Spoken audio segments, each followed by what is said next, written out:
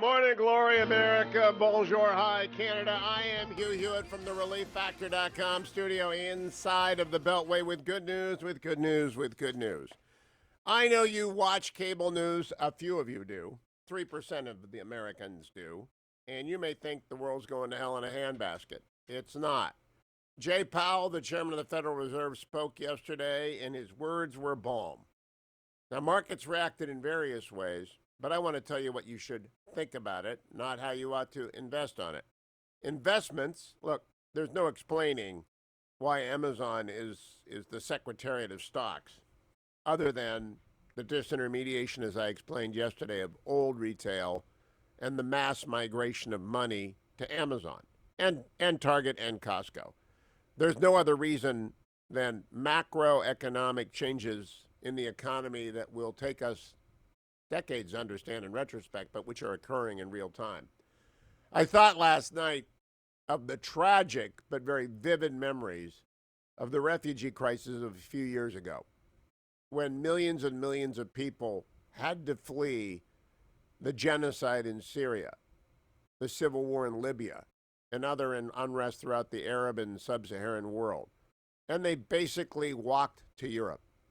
They swam, many drowned. It was a tragedy, but you saw an unprecedented migration of people. Now, in wars and disruptions throughout recorded history, refugees on the road have marked conflict. Well, now we see refugees in finance. The analogy is not at all the same in suffering. It is, however, in terms of monumental scale. Money is moving in a monumental scale from one continent of investments to another.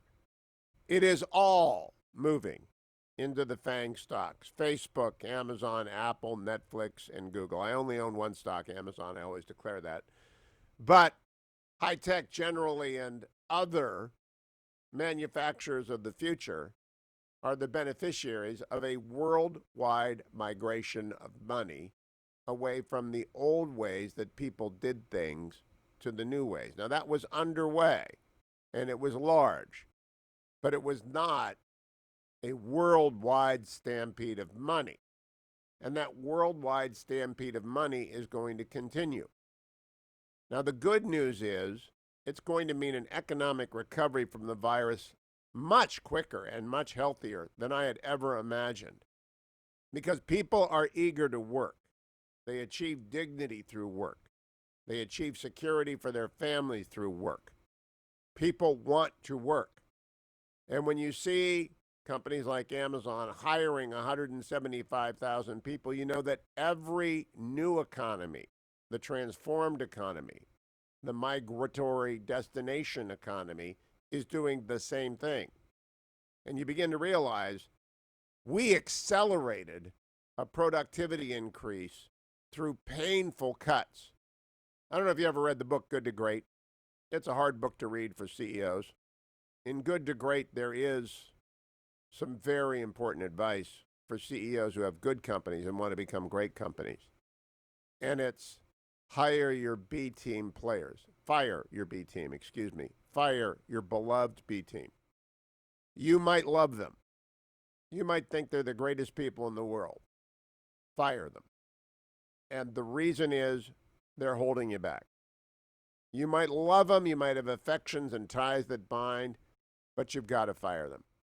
That's what productivity requires. That's the ruthless efficiency of marketplace economics. That's the free market creative destruction that we have seen build America over 3 centuries into the dynamic powerhouse that it is and will remain if the regulators remain at bay.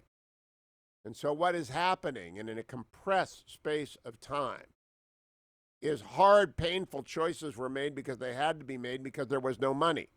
There was no revenue.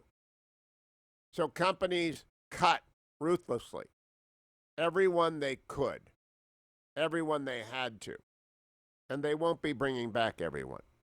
They're going to be leaving behind their B team players. And that might be good for the B team people, by the way.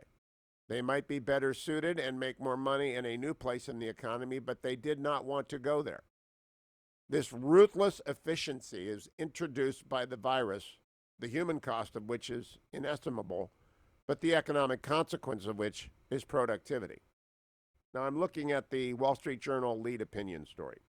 Jay Powell lets it loose. Jay Powell is the chairman of the Federal Reserve. It reads, the Fed chief told financial markets that the central bank will keep interest rates near zero through at least 2022 while revving up bond buying to record levels. We're not even thinking about raising rates, Mr. Powell said to his press conference following the Federal Open Markets Committee's June meeting. He also stressed that markets were operating smoothly. That was a key deal. When the government shut down the economy, introduced a market-induced coma, the markets, the bond markets, the treasury market, they were all screwed up. You couldn't buy a house even though interest rates were ridiculously low. You couldn't buy debt. You couldn't sell debt. They're working reasonably well now, according to the Wall Street Journal. And the Fed predicted an unemployment rate down to 9.3% this year, quote, which would be a fantastic recovery. They also see the economy growing by 5% in 2021, 3.5% in 2022, a jobless rate of 5.5% in 2022. I believe that's low, but I also believe it's precarious. If you elect Joe Biden, that's not going to happen. Bureaucrats will descend upon this and destroy the economic vitality that Donald Trump bought, the raw animal energy spirits of the market that he has unleashed, the deregulation that he has brought about. We have to reelect Donald Trump if we want economic recovery. It is that simple.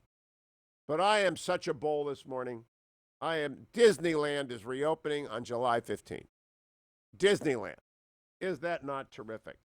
There's another story, by the way. This is a market story brought to you by Birch Gold because it's so appropriate. You get the Birch Gold, by the way, one of my show sponsors, by going